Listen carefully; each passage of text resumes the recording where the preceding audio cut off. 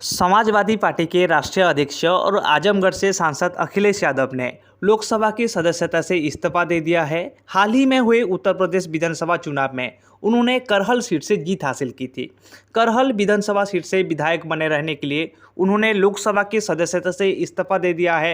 लोकसभा की सदस्यता से इस्तीफा देने के बाद एक सांसद की शक्तियां छीनी जाती है, लेकिन एक पूर्व सांसद होने के नाते उन्हें कुछ सुविधाएं और अधिकार भी मिलते हैं। ऐसे में बड़ा सवाल ये है कि किसी सांसद के इस्तीफा देने के बाद उसके पास कौन सी पावर या अधिकार रहते हैं।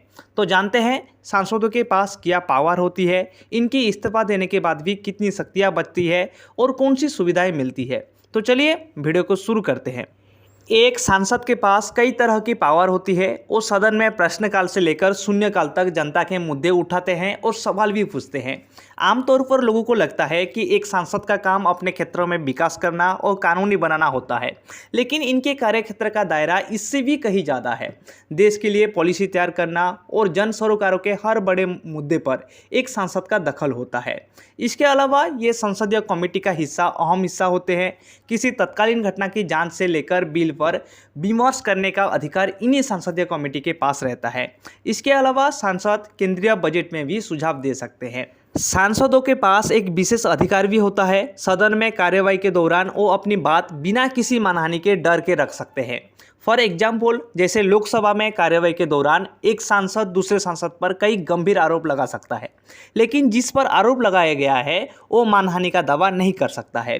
वहीं अगर संसद के बाहर यही स्थिति बनने पर मानहानि का मुकदमा किया जा सकता है। सांसदों के दबाव बनाने पर नई नीतियां बनती भी है और नीतियों में बदलाव भी होता है। इतना ही नहीं, राष्ट्रपति और उपराष्ट्रपति के चुनाव में सांसद की भूमिका अहम होती है। सदन में जिस दल के पास जितनी ज़्यादा सांसद होती है, उसी पक्ष के उम्मीदवार को इन पदों पर चुना जाता है। हालांकि कई बार राष्ट्रपति और उपराष्ट्रपति का चुनाव निर्विरोध भी होता है। सांसदों को अपने पद पर रहते हुए कई तरह की सुविधाएं मिलती है, जैसे आवास मिलता है, यात्रा में छूट मिलती है और आरक्षण का लाभ मिलता है। इसके अलावा चिकित्सा सुविधाएं भी मिलती है। पद से इस्तीफा देने के बाद एक सांसद के पास से लगभग सभी शक्तियां छीनी जाती है। हालांकि इस्तीफा के बाद भी कुछ अधिकार इनके पास बने रहते हैं, जैसे चिकित्सा सुविधाओं में इनको राहत मिलती है, पेंशन मिलती है। सांसद में आ जा सकते हैं, लेकिन किसी तरह की कार्यवाही में हिस्सा नहीं ले जा सकते, ना तो सवाल उठा सकते हैं और ना ही कार्यवाही के दौरान सदन में मौजूद रह सकते हैं। आई होप आपको समझ में आ गया होगा कि सांसद पद से इस्तीफा देने के बाद उनके पास कौन सी पावर बचती है और कितने अधिकार छीनी जाती है। अगर आपको वीडियो अच्छा लगा है तो लाइक कीजिए, शेयर कीजिए और सब्सक्राइब करना बिल्कुल मत भूलिए।